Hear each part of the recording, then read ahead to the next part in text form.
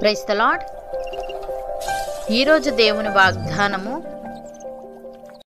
యెహోవా సెలవిచ్చినదేమనగా, నేను సియోను నొద్దకు మరల వచ్చి యెరూషలేములో నివాసము చేతును. సత్యమును అనుసరించి పురమనియు సైన్యములకు అధిపతియగు యెహోవా పర్వతము పరిశుద్ధ పర్వతమనియు పేర్లు పెట్టబడును. జెకర్యా గ్రంథము 8వ అధ్యాయము 3వ వచనము. సహోదరి సహోదరులారా, యెహోవా తన మార్గములన్నిటిలో నీతిగలవాడు, తన క్రియలన్నిటిలో కృపచూపువాడు. తనకు మొరపెట్టు వారికందరికీ, తనకు నిజముగా మొరపెట్టు వారికందరికీ యెహోవా సమీపముగా ఉన్నాడు. తన యందు భయభక్తులు గల వారి కోరిక ఆయన నెరవేర్చును, వారి మొర ఆలకించి వారిని రక్షించును.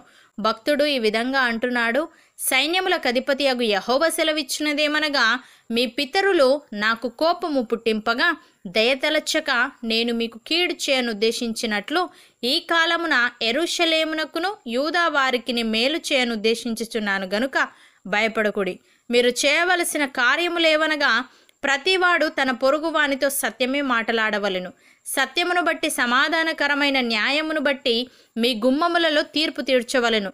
తన పొరుగువాని మీద ఎవడునూ దుర్యోచన యోచింపకూడదు. అబద్ధ ప్రమాణము చేయనిష్టపడకూడదు.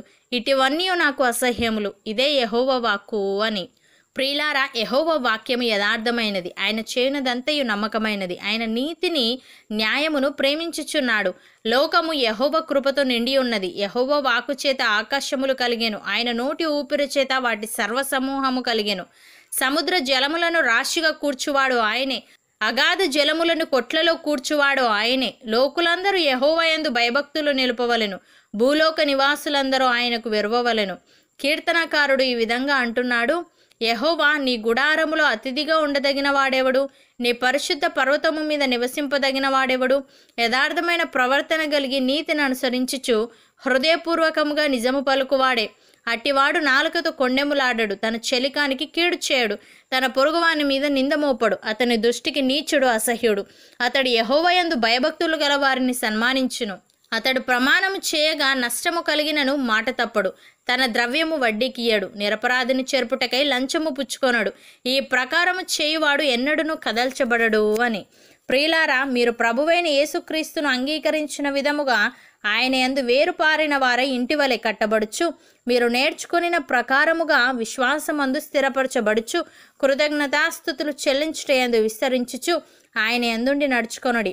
ఆయనను అనుసరింపక మనుష్యుల పారంపర్యాచారమును అనగా ఈ లోక సంబంధమైన మూల పాఠములను అనుసరించి మోసకరమైన నిరర్ధక తత్వజ్ఞానము చేత మిమ్మును చెరపట్టుకొని పోవాడెవడైనా ఉండునేమో అని జాగ్రత్తగా ఉండుడి. ఏలయనగా దేవత్వం యొక్క సర్వపరిపూర్ణత శరీరముగా క్రీస్తు నందు నివసించుచున్నది, మరియు ఆయన యందు మీరును సంపూర్ణులై ఉన్నారు. ఆయన సమస్త ప్రధానులకును అధికారులకును శిరస్సై ఉన్నాడు.